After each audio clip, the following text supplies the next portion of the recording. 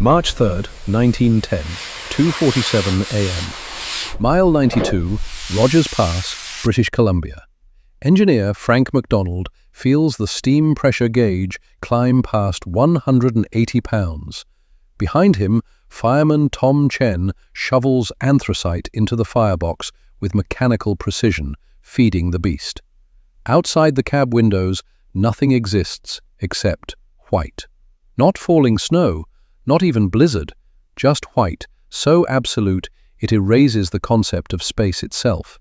The rotary plow idles, its 10-foot blades waiting. MacDonald pulls the throttle. The machine lurches forward into 23 feet of snow that fell in the past 14 hours. The blades spin, first slowly, then faster, until they become invisible in their fury. Snow explodes from the discharge chute like water from a fire hose, arcing 150 feet into the darkness. The sound, a mechanical shriek that drowns out even thought, echoes off invisible mountain walls. They are clearing a path through the most dangerous railway corridor in North America.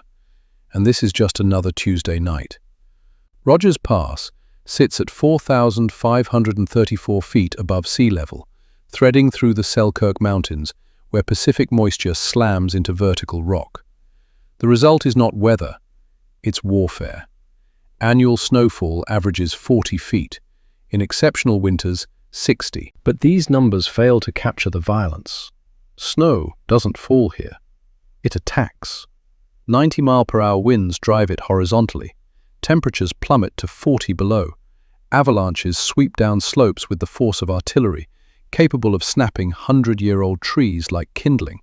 And through this chaos, the Canadian Pacific Railway chose to run its transcontinental line.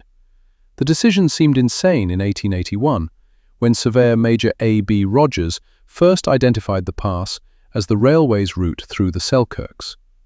But Rogers Pass offered something the Yellowhead Pass to the north couldn't: directness. 60 miles shorter, gentler grades, lower elevation, despite the murderous snow. William Cornelius Van Horn, CPR's general manager, understood the calculation. "We'll fight the snow," he said. "We can't fight distance." So they built the line. And the snow came. The first winter of operation, 1885 to 1886, revealed the magnitude of the mistake. Standard wedge plows, the kind that worked everywhere else in Canada, proved useless. They could handle 2, maybe 3 feet of snow.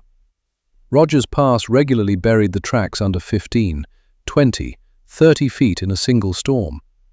Work crews with shovels attempted to clear the line by hand. Men lasted 4 hours before exhaustion or frostbite pulled them off the job.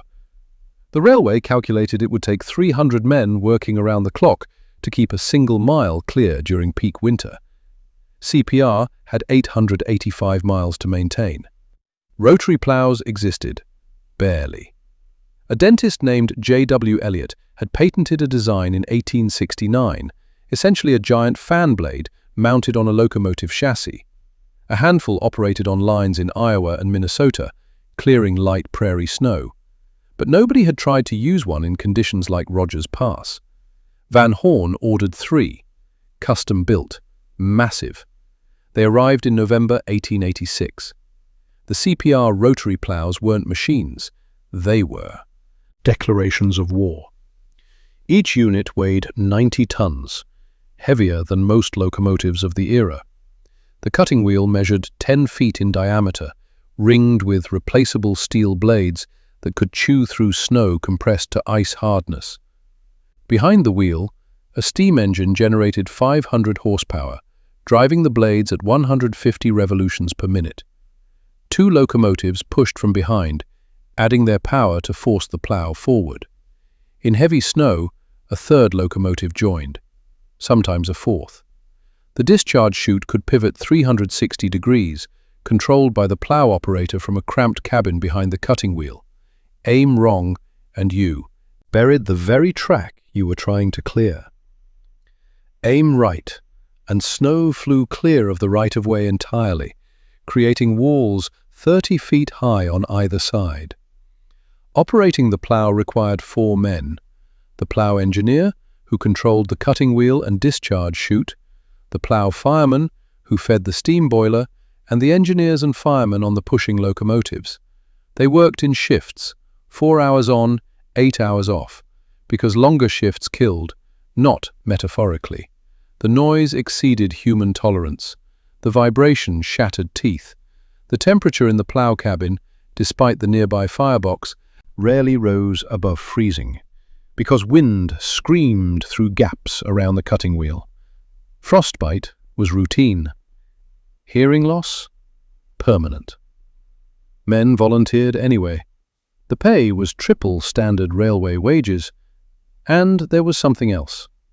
Pride, maybe, or the simple human need to fight something vast and win.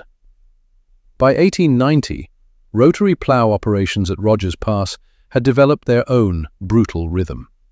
Snow watchers positioned in cabins along the line reported accumulation every 2 hours via telegraph. When snowfall exceeded 6 inches per hour, the threshold where drift formation began, dispatch sent out the plow. Standard runs cleared. 30 miles in 12 hours. Heavy slow reduced that to 10 miles in 16 hours. Exceptional storms stopped progress entirely, requiring the plow to reverse and attempt the same section again with fresh locomotives and crew. The plows operated every winter night from November to May. Some years, they ran every day and night for 4 months straight. Maintenance crews worked in the brief summer months, rebuilding the cutting wheels, replacing boiler tubes, overhauling the steam engines. Each plow consumed parts equivalent to building 2 new locomotives every 5 years. CPR maintained a dedicated foundry in Calgary that did nothing but produce replacement components. The costs were staggering. Each winter season at Rogers Pass consumed $400,000 in 1890 dollars, equivalent to roughly $12 million today, just to keep trains moving. But the alternative was losing the transcontinental route, so the plows kept running. Snow wasn't the only enemy. Rogers Pass lies directly beneath some of the most active avalanche paths in the world. The Illachilawait River Valley funnels Pacific storms into a confined space where slopes rise at 45-degree angles for thousands of feet. Perfect avalanche terrain. On March 4, 1910, one day after MacDonald and Chen's night run, 62 men died when an avalanche swept through a railway work camp near the summit. They were sleeping in bunkhouses. The slide buried them under 40 feet of debris in seconds. The plows couldn't stop avalanches. They could only clear the destruction afterward. Crews developed protocols. When avalanche danger peaked, all work ceased. Trains waited at sidings below the danger zones, sometimes for days. Telegraph operators monitored conditions constantly, watching for the telltale signs: rising temperatures, heavy new snow on old layers, wind shifts. But the plows still had to go out, because stopped trains froze, locomotives seized, passengers ran out of food and fuel. The railway had to move, so the plow operators ran calculations in their heads: snowfall rate, temperature, wind, slope conditions. They learned to read the mountains the way sailors read the sea, looking for subtle shifts that meant death. Most of them survived. Some didn't. The railway kept meticulous records. Between 1885 and 1916, avalanches killed 259 CPR workers in Rogers Pass. The plows couldn't save them, but they could avenge them by keeping the line open, by refusing to let the mountains win. By 1913, CPR had enough. Not enough will to continue. The plows kept operating, but enough evidence that Rogers Pass would never be truly safe. Not with the surface route. They started drilling the Connaught Tunnel, boring 5 miles directly through Mount MacDonald, bypassing the worst of Rogers Pass entirely. The tunnel took 3 years to complete, employed 3,000 men, and cost $5.5 million.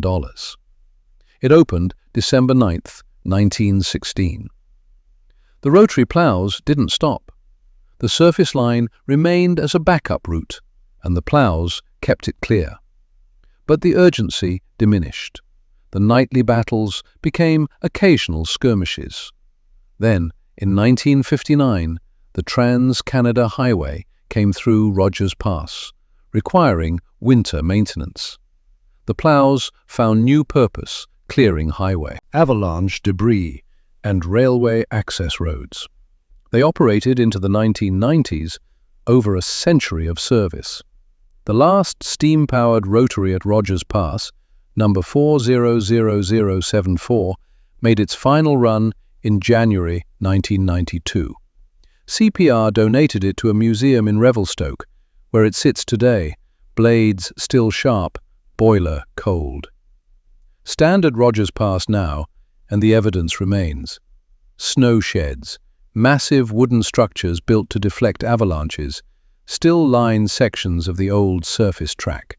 The Connaught Tunnel still carries trains through the mountain's heart, and in exceptional storms, modern equipment still struggles to keep the highway open.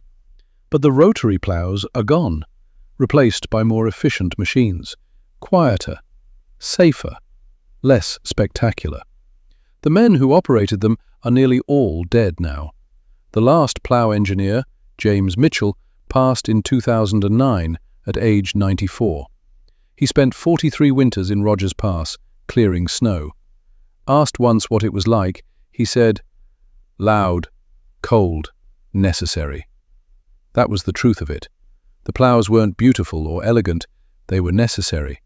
Solutions to an impossible problem: how to cross mountains that don't want to be crossed, how to run a railway through terrain actively hostile to human presence. They succeeded through brute force and human endurance. 10-foot blades spinning at 150 RPM, 90 tons of cast iron and steel, men willing to spend winter nights in freezing cabins, ears ringing, hands numb, fighting 20 feet of snow for 12 hours straight. No romance, no glory, just work. The kind of work that builds countries.